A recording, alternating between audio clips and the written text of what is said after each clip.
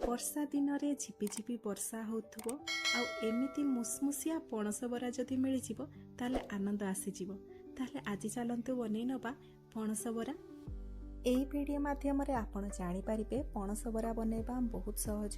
କେବଳ ଭିଡ଼ିଓଟିକୁ ପ୍ରଥମରୁ ଶେଷ ପର୍ଯ୍ୟନ୍ତ ଦେଖିନିଅନ୍ତୁ।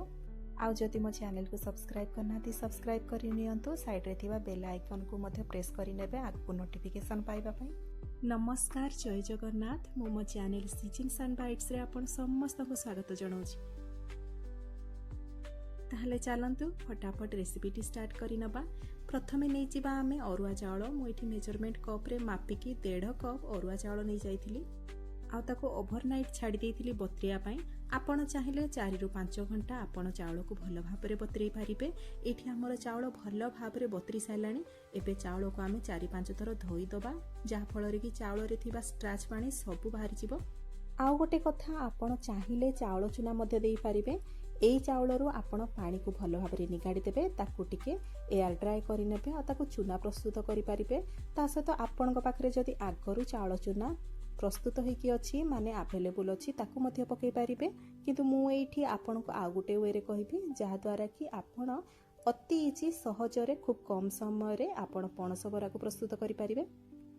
ଆଉ ଏଇଠି ମୁଁ ନେଇଯାଇଛି ଭଲ ଭାବରେ ପାଚିଥିବା ପଣସକୁ ନେଇକି ଆମେ ତାର ମଞ୍ଜିକୁ ଅଲଗା କରିଦେବା। ମଞ୍ଜିକୁ ଆପଣ ଫୋପାଡ଼ିବେ ନାହିଁ। ମଞ୍ଜିରେ ବହୁତ ସାରା ରେସିପି ହୁଏ। ଆଗକୁ ଯଦି ହେବ ମୁଁ ମୋର ଚ୍ୟାନେଲରେ ଅପଲୋଡ଼ କରିବି ପଣସ ମଞ୍ଜିର ରେସିପି। ଆଉ ଗୋଟେ କଥା ଏଇଠି ମୁଁ ଆପଣମାନଙ୍କୁ କହିଦେବା ପାଇଁ ଚାହୁଁଛି, ଯଦି ପଣସ ବେଶୀ ମିଠା ଥିବ ଆପଣ ଚିନିର ବ୍ୟବହାର ବହୁତ କମ୍ କରିବେ। ଆଉ ଯଦି ପଣସ ବେଶୀ ମିଠା ନଥିବ ତାହେଲେ ଚିନିର ବ୍ୟବହାର ବେଶୀ କରିବେ। ମୁଁ ଏଠି 1 କପ୍ ଚିନି ନେଇଛି, ତାକୁ ପ୍ରଥମେ ଆମେ ଗ୍ରାଇଣ୍ଡିଙ୍ଗ କରିନେବା ଆଉ ଗୁଣ୍ଡ ପ୍ରସ୍ତୁତ କରିନେବା। ଆଉ ସେଇ ଭିତରେ ଚାଲନ୍ତୁ ଆମେ ପଣସର ମଞ୍ଜି ବାହାର କରିନେବା। ପଣସର ସବୁ ମଞ୍ଜି ବାହାର କରିଦେଇକି ଆମେ ତାର ପଲ୍ପକୁ ବାହାର କରିନେବା। ଆଉ ଏଇଠି ଦେଖନ୍ତୁ, ଆପଣ ଦେଖିପାରିବେ ମେଜରମେଣ୍ଟ ଅନୁସାରେ 1 କପ୍ ପଲ୍ପ ହେବ। 1 କପ୍ ପଲ୍ପ ପାଇଁ 1.5 କପ୍ ଅରୁଆ ଚାଉଳ ସଫିସିଏଣ୍ଟ ରହିବ। ଏବେ ତାକୁ ଭଲ ଭାବରେ ଗ୍ରାଇଣ୍ଡିଙ୍ଗ କରିନେବା, ଯେମିତିକି ବିଲକୁଲ ବି ସେ ଖଦଡ଼ ରହିବ ନାହିଁ। ତାକୁ ପୁରା ଫାଇନ୍ ପେଷ୍ଟ କରିନେବେ।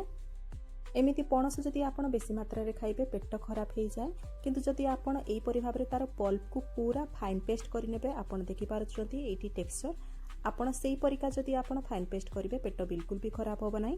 ଏବେ ସବୁ ପଲ୍ପକୁ ଆମେ ବାହାର କରି ଆଣିବା ଗୋଟେ ଜାଗାକୁ। ଏବେ ଯେତିକି ଆମେ ଚାଉଳ ନେଇଥିଲେ ସେଇ ଚାଉଳକୁ ଆପଣ ପୁଣି ଥରେ ଏଇ ପଲ୍ପ ସହିତ ଭଲ ଭାବରେ ପେଷ୍ଟ କରିନେବେ। ଚାଉଳରେ ଏକ୍ସଟ୍ରା ପାଣି ଦେବେ ନାହିଁ, ଏଇ ପଲ୍ପ ଦେବେ, ଯାହାଦ୍ୱାରା କି ମଏଶ୍ଚର ରହିବ ଆଉ ଭଲ ଭାବରେ ଆମର ଚାଉଳ ମଧ୍ୟ ବାଟି ହେଇଯିବ।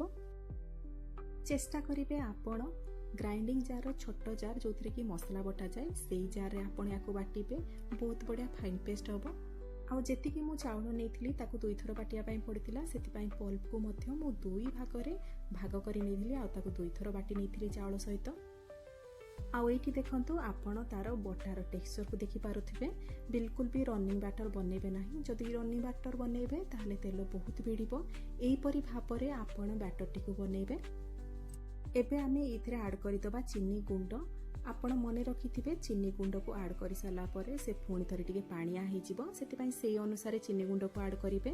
ଆଉ ଗୋଟେ କଥା ମନେ ରଖିଥିବେ, ଯଦି ପଣସ ଆପଣ ବହୁତ ମିଠା ପଣସ ନେଉଛନ୍ତି ଚିନି ପକାଇବେ ନାହିଁ, ନ୍ୟାଚୁରାଲି ସେ ବହୁତ ମିଠା ଲାଗିବ। ମୁଁ ଏଇଠି 2 ଛୋଟ ଚାମଚ ଚିନି ପକାଇ ନେଇଛି, ମାନେ ଚିନି ଗୁଣ୍ଡ ପକାଇ ନେଇଛି। ଏବେ ଏଇଥିରେ ଆମେ ପକାଇ ନେବା ଅଳ୍ପ କିଛି ପରିମାଣରେ ଲୁଣ। ମୁଁ ଏଇଠି 2ରୁ 3 ପିଞ୍ଚ ଲୁଣ ଆଡ଼୍ କରିଛି। ଲୁଣର ମାତ୍ରାକୁ ବହୁତ କମ୍ ରଖିବେ। ଆଉ ଏଇଠି ଆମେ ଆଡ଼୍ କରିଦେବା 1/2 ଛୋଟ ଚାମଚ ପାନମଧୁରୀ।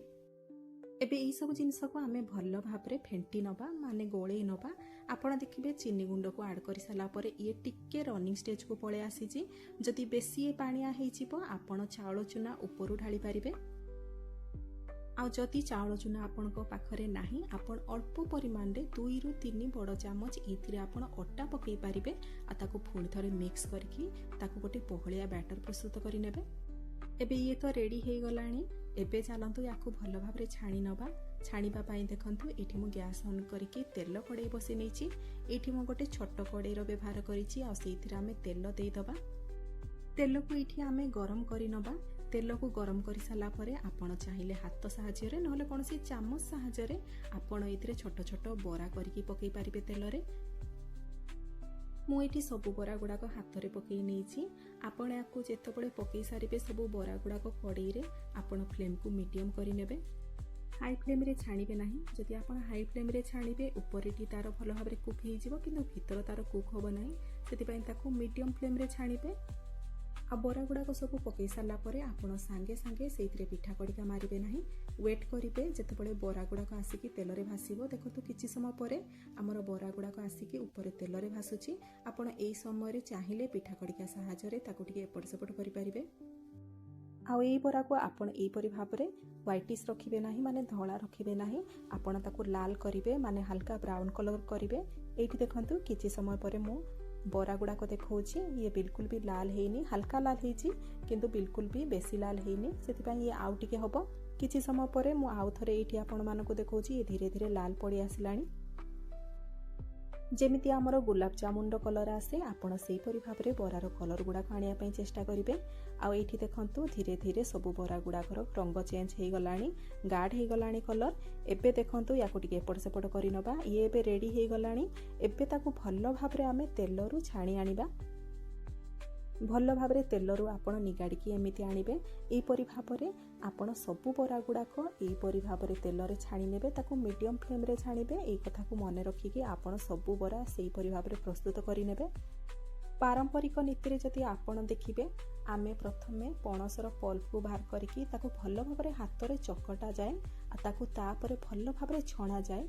से जो छाणीबा अंशटी जो बाहर से आपण चाउल चूना पकेकी आपण ताकू बरा प्रस्तुत करि परिबे।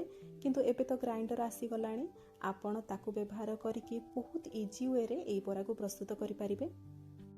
ता सहित एई बरारे आमे पान मधुरी पकेइथिले, जहाँकि फ्लेवर आ स्वाद को बहुत बढ़ाई थाए। सेतिपई एई वीडियो अनुसार आपण थरे एई बरा को प्रस्तुत करंतु। समस्ते घरे खुशी होइकी खाइबे। जो माने खाउ नथिबे मध्य से माने मागिकी खाइबे। आ जदि आपण एई वर्षा पाग को एई बरा को प्रस्तुत करि नेले, जेतिकी भी बरा आपण छाणिबे सबु सरी जिवो, बिल्कुल भी गोटे रहिबो नाही। थरे याको बनातु, निजे खातु, परिवार वर्ग को खुआतु।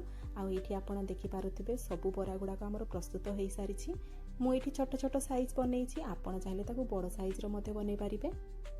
ए रेसिपी को ट्राई करंतु। केमिति रहिला यार स्वाद आ आपनकर अनुभूति मो सहित शेयर करंतु कमेंट माध्यम रे। वीडियोटी भल लागिथिले लाइक टे करिवे। वीडियोटी जदि पसंद आसीथिबो सांगसाथी बंधु बांधव मानक सहित शेयर करिवे। मो चैनल रे जदि नुआ आछंती कि मो चैनल को सब्सक्राइब करि नाहंती, प्लीज सब्सक्राइब करि नेबे। फेसबुक पेज रे जदि मो वीडियोटी को देखुछंती, पेज टी को फॉलो करि नेबे। पुणी देखा हबो आउ गोटे नुआ रेसिपी वीडियो रे। नमस्कार, जय जगन्नाथ।